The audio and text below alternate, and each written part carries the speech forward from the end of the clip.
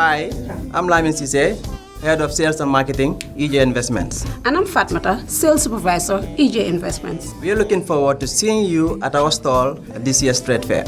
And the good news is we have a 10% discount waiting for you for our Sanyang Seaview Estate. EJ Investments is at the GCCI Trade Fair, stall number 11 and 12.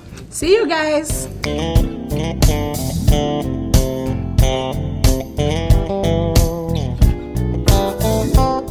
EJ Investments, we have 10% discount at our Sanyang Seaview Estate this year's trade fair. Customer satisfaction is our pride. See you guys at our stall at the Independence Stadium. See you there. EJ Investments, in trade fair, nga 10% discount also na Sanyang Seaview Estate or Independence Stadium or Alna Moltaraje.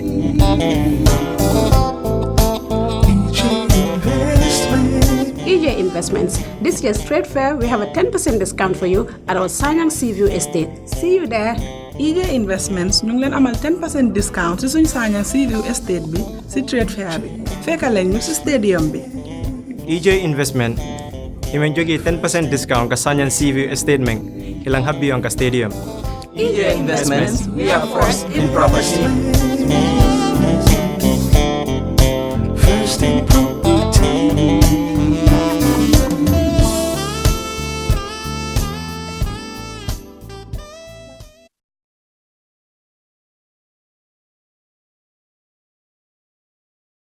Ambassador of the EU to the Gambia, the Regional Director, Article 19, representative of the Executive Director of the Institute for Human Rights and Development in Africa, honorable members, subject matter specialists, distinguished invited guests, members of the press. May I welcome all of you this morning to another engagement of the National Assembly on the role of the National Assembly to safeguard human rights in the Gambia. Honorable members are of course aware, this is a significant milestone because one of the essences of representation is to ensure that the people you represent are protected, their rights are fulfilled and promoted. The fact that we are, the National Assembly, is engaging constantly on human rights goes a long way to demonstrate that indeed the Gambia has significantly changed for the better. My task this morning is very simple, is to moderate this session, and obviously members of the High Table and indeed honorable members, we are very much delighted that once again the National Assembly Select Committee on Human Rights and Constitutional Matters and our partners are once again converging to discuss the way forward to ensuring that human rights and constitutional matters are well honored and respected in the Republic of the Gambia. My name is Jibairu Jane, Director of Communications, National Assembly of the Gambia. Without much ado, I will spare 30 seconds for all of us to pray in our individual silent ways, so that Allah will bless our occasion, ensure that we converge in peace, and we will be able to end tonight's program in peace. We can pray.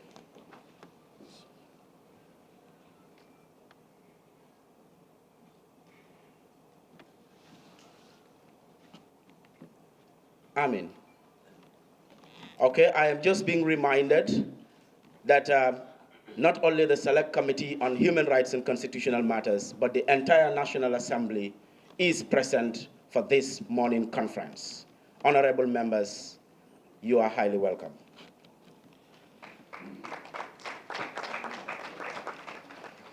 Without much ado, I have the honor and privilege to invite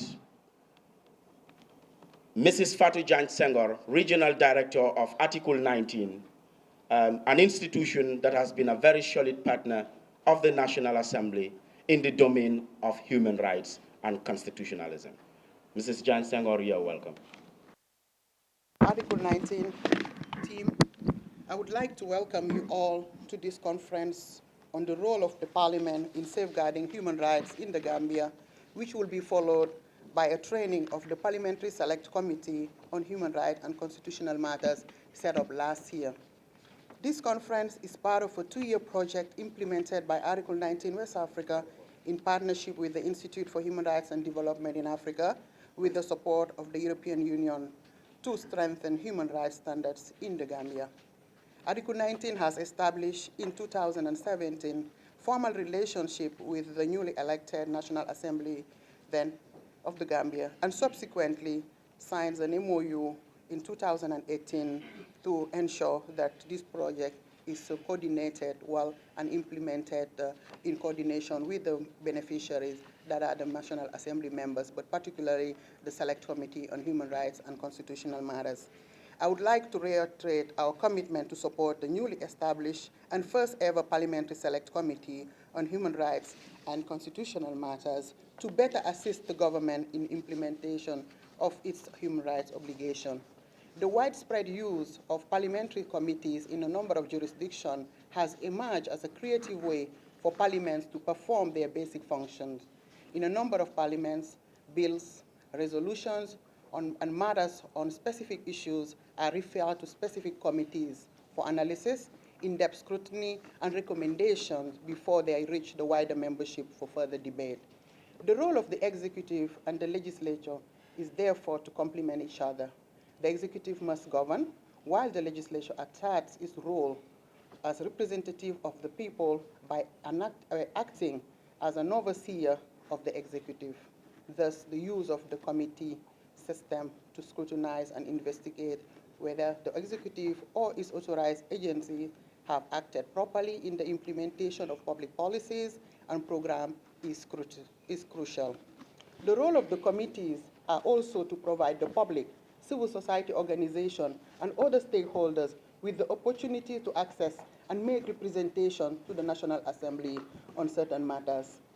As human rights are essential to democracy and development, one of the key roles of the Human Rights Committee is to contribute to building a culture of human rights through policies, laws, and other means so that ordinary Gambians can feel the change. The crucial role of Parliament will be enhanced if human rights, especially international obligations, are integrated and mainstreamed in the policies. By creating the Parliamentary Committee, Select Committee on Human Rights and Constitutional Matters, which is aimed, among others, at ensuring compliance with human rights standards in all businesses before the Parliament, the National Assembly had set itself to play a pivotal role in championing human rights in the Gambia. Article 19 acknowledged the consistent stance of the European Union in supporting human rights in the country during the difficult and dark days.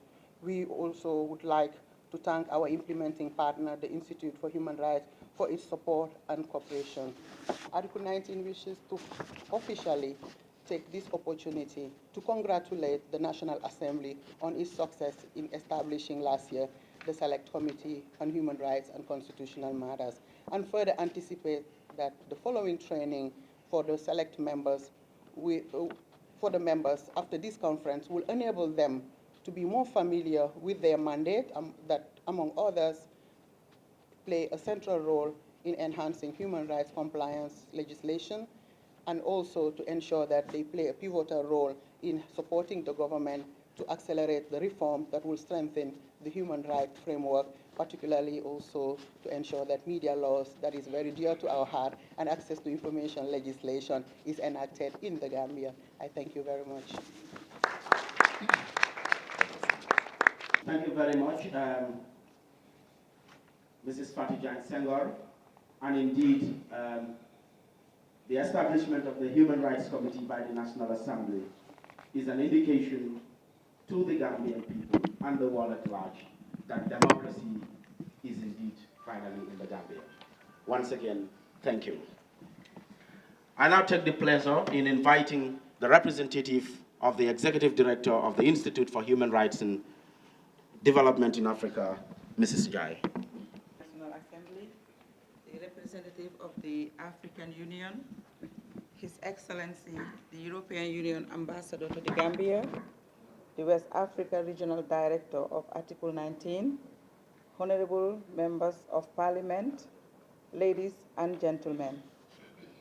Please allow me to start by extending the apology of the Executive Director for the Institute for Human Rights and Development in Africa, Mr. Gay Sow, who could not be here today due to unavoidable circumstances. It is indeed my pleasure to express a few words before this August gathering on the occasion of this follow-up activity we are organizing with the Gambia National Assembly in partnership with Article 19 West Africa. I recall early last year, IHRDA and the West Africa Office for the United Nations Office of the High Commissioner for Human Rights began engaging with the National Assembly on its role in the promotion of human rights in the Gambia, especially within the context of reforms in the new Gambia. We were quite impressed and encouraged by the active participation of the Parliament, both members and staff, in the workshop we organized in March last year. As a first step in this engagement, in fact, besides the human rights knowledge, skills, and working materials we shared with the participants, we were very impressed with the decision of the National Assembly to concretize their commitment to the promotion of human rights in the Gambia by putting in place a parliamentary select committee on human rights and constitutional matters. Since then, IHRDA and partners have been involved in a series of follow-up meetings with the National Assembly to effectively put in place the said committee, thanks to the demonstrated enthusiasm and willingness of the National Assembly to make the aspirations of the said committee a success. When the European Union project grants opportunity was announced, together with Article 19 West Africa, we did not hesitate to incorporate in our project proposal a component on working with and providing support to the National Assembly to enable them make progress with the realization of human rights aspirations. I would not want to belabor the points for the necessity to strengthen the promotion and protection of human rights in the new Gambia and the role of the National Assembly in this process. This has been said several times and would continue to feature throughout the discussions in this conference and training workshop. But before I conclude, please permit me to commend the National Assembly and its sister government institution for recent development in the Gambia's international human rights commitments. By this, I am referring to the submission of the declaration according to Article 34(6) of the Protocol on the African Court on Human and People Rights, allowing individuals to file cases to the court against the Gambia, and also the submission of the Gambia's first state party report on the implementation of the African Charter on Human and People's Rights, which is being considered at the ongoing 64th Ordinary Session of the African Commission on Human and People's Rights in Egypt. These are some of the issues we had raised with the National Assembly during the March 2018 workshop. On our part at IHRDA, we want to reiterate our availability to continue supporting the National Assembly together with other relevant institutions and actors in their commitment to improving the human rights situation in the Gambia. I wish all of you a fruitful deliberations. Thank you. Thank you very much, Mrs. Aminjai. She's actually the head of finance and administration of the Institute of Human Rights and Development in Africa. And the rest of the National Assembly equally appreciates and values the partnership. I now invite a very good friend and partner of the National Assembly of the Gambia, and of course a very good brother to the Honorable Speaker, who is no other person than the EU Ambassador to the Gambia, His Excellency Attila Leyers.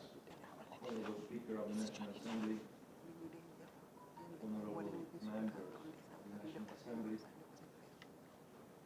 Excellency of the High Table, Vice Chairperson of the National Human Rights Commission, senior government representatives, representatives from civil society organizations, representatives from the media outlets, my distinguished guests, ladies and gentlemen, friends and fans of the human rights in the Gambia, all protocols duly observed, Assalamu alaikum, good morning to you all.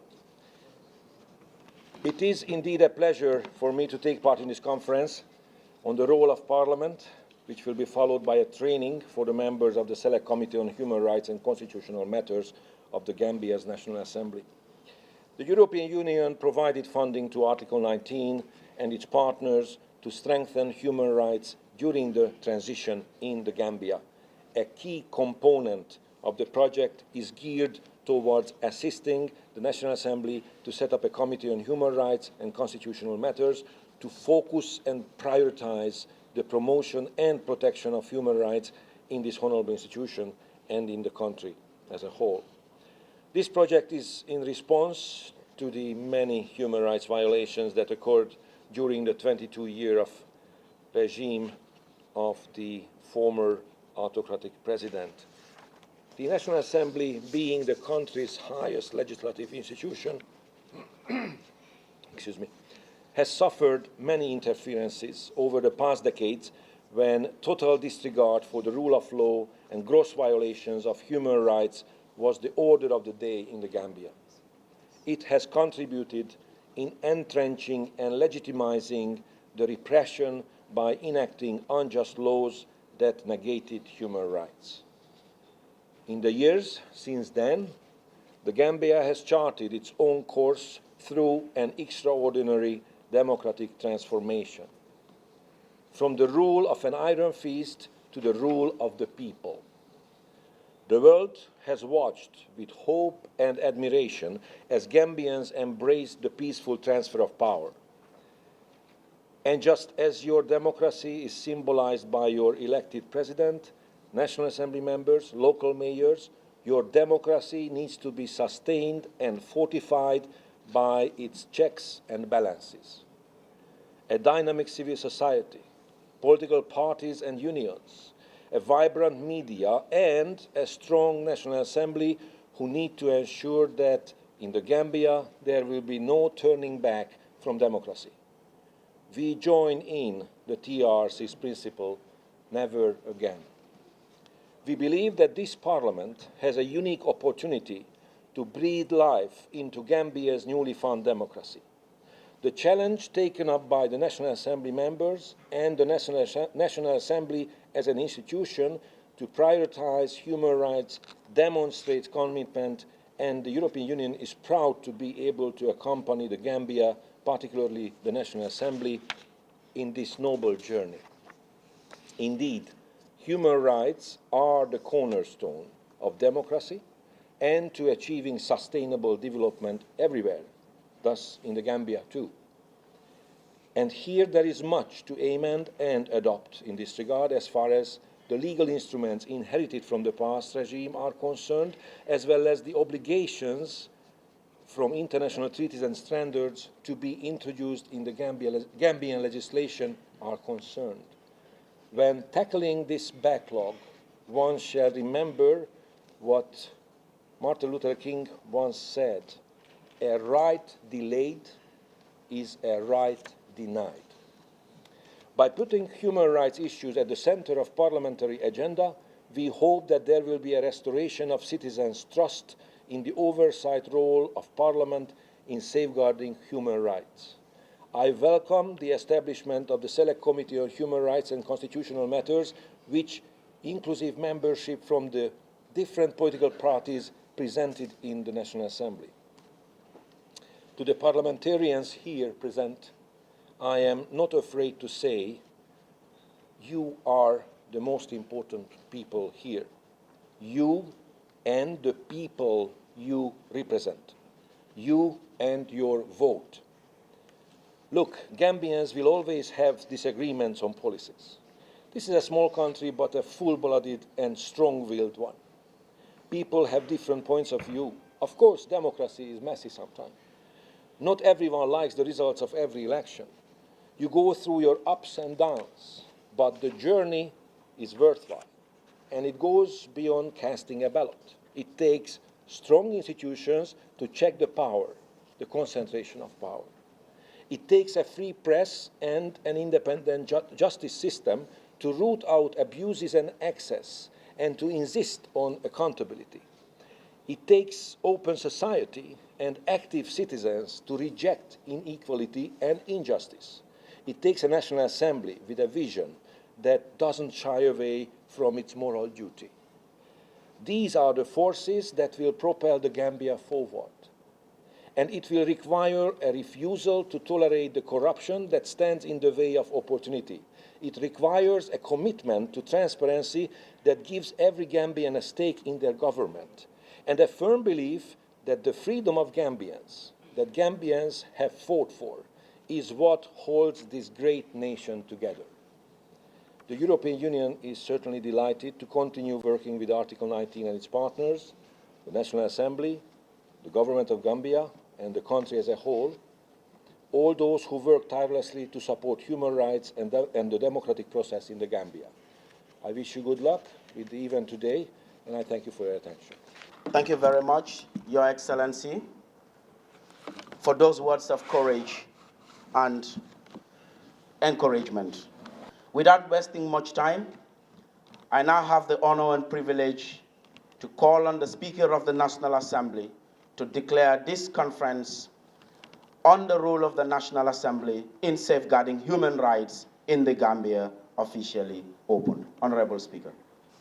Your Excellency, EU Ambassador to the Gambia, our friend, representative of the AU, Regional Director of Article 19, the Executive Director's representative, that is the IHRDA, Mrs. Abijay, the Deputy Chairperson, the Human Rights Commission of the Gambia, representatives of civil society herein present, subject matter specialists of the Select Committee on Human Rights and Constitutional Matters of the National Assembly of the Gambia, the staff, that's the deputy clerks and support staff of the National Assembly Service, distinguished members of the press, government officials herein present, distinguished ladies and gentlemen. I don't usually like the phrase, but because I cannot see everybody because of the press in front of me, all other protocols respectfully observed.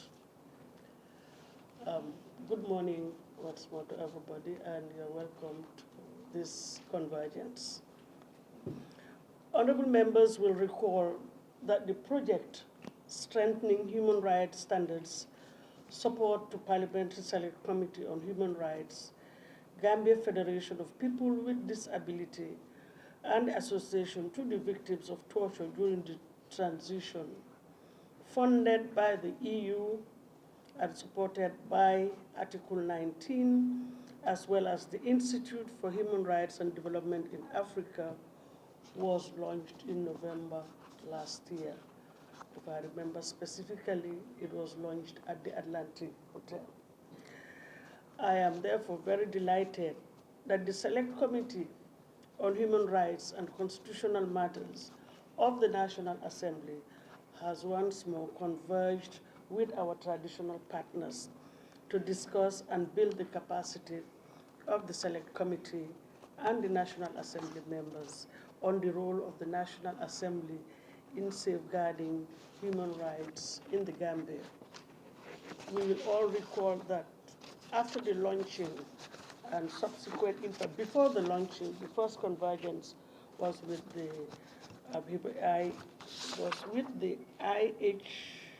IHRDA, and subsequent to the launching, the Human Rights Select Committee was tabled and adopted by the General Assembly of the National Assembly, and that's why we are here on this training program. I am therefore very happy and wish to express on behalf of the National Assembly, and indeed on my own behalf, our appreciation and commendation to our partners, the EU, Article 19, and the IHRDA, for the role that they've played in keeping the momentum, thus ensuring that we are on course to strengthening human rights standards in the Gambia. Honorable members, distinguished ladies and gentlemen, lessons learned from international best practices, peer review mechanism, and interparliamentary diplomacy considerably confirm that strengthening the capacities of elected representatives in safeguarding human rights standards is a critical path that will ensure and render commitment to our national promise as contained in our national anthem, "Let justice guide our actions." This convergence on the role of the National Assembly in safeguarding human rights in the Gambia is significant for many reasons. We are all aware that as an organ of the state, the National Assembly has equal obligation to respect, protect, and fulfill the human rights to which the state has bound itself by international treaties and the Constitution. The National Assembly is therefore obliged to protect and promote the human rights of citizens. Moreover, its unique responsibility for the country's legal framework make it the best placed institution of the state to realize human rights in the sense of making the necessary adjustments to the legal framework to ensure that human rights are adequately protected and fulfilled. The National Assembly has an important role to play in ensuring respect for human rights, particularly on the basis of two of its core functions. Honorable members have an obligation by virtue of their legislative functions to ensure that effective measures are taken to prevent human rights violations and to ensure that national laws provide practical and effective means by which remedies are sought for alleged violations of human rights. The other important function, of course, which is oversight of the government, also mean that honorable members have a role in monitoring the government's human rights performance. Today's convergence will therefore enhance not only the potential of the Human Rights Committee to engage on a range of constitutional and human rights issues to ensure, I'll have to read that again. Today's convergence would therefore enhance the potentials of the Human Rights Commission to engage on a range of constitutional and human rights issues to ensure that government and all stakeholders in national development adhere to the principles of protecting rights and the liberties of the people. The discussions will also enable the National Assembly members to examine issues relating to other international obligations of the Gambia. Suffice it to say, the conference and training on the role of National Assembly in safeguarding human rights in the Gambia will provide the much needed impetus, skills, and capacity for the Select Committee to ensure effective oversight on how public institutions perform within the framework of safeguarding human rights and constitutional matters. May I also add that not just the Select Committee, but the whole Assembly, that is the whole National Assembly. This conference, to support our role as parliamentarians, usher in waves of opportunities in strengthening institutional mechanism and undertaking legislative and policy review and reform to ensure that democracy, the rule of law, and human rights are upheld at all levels of government. All these interventions will surely, amongst others, strengthen the Assembly's mandate. In fact, as we converge here today, the Honorable Attorney General and the Minister of Justice is attending a meeting of the AU Commission in Egypt, where he will be presenting the Gambia's combined periodic report for the first time since 1994. I am hopeful that honorable members will devote maximum concentration and participation in the deliberations so that the outcome of this convergence can become a tool to enhance National Assembly members' capacity on human rights and constitutional matters. As already stated by the chairperson, my role was just to declare this open, but I thought with these few remarks, I now have the singular honor and privilege to declare this conference on the role of the National Assembly in safeguarding human rights in the Gambia and training of the Select Committee on Human Rights and Constitutional Matters open. And I thank you all for your kind attention and wish you successful deliberations. Thank you.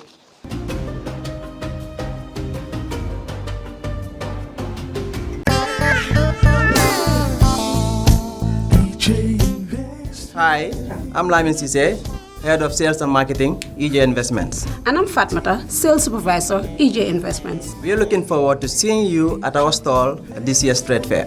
And the good news is we have a 10% discount waiting for you for our Sanyang Seaview Estate. EJ Investments is at the GCCI Trade Fair, stall number 11 and 12. See you guys.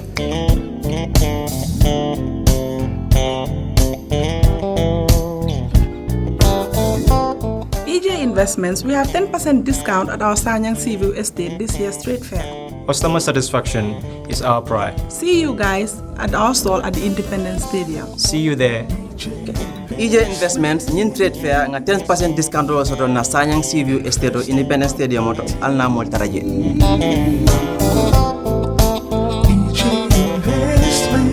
EJ Investments. This year's trade fair, we have a 10% discount for you at our Sanyang Seaview Estate. See you there. EJ Investments, ñu ngi leen amal 10% discount ci suñu Sanyang Seaview Estate bi ci trade fair bi. Fekka leen ñu ci stadium bi. EJ Investment, imen jogi 10% discount ka Sanyang Seaview Estate meng ilang habi ang ka stadium. EJ Investments, we are first in property.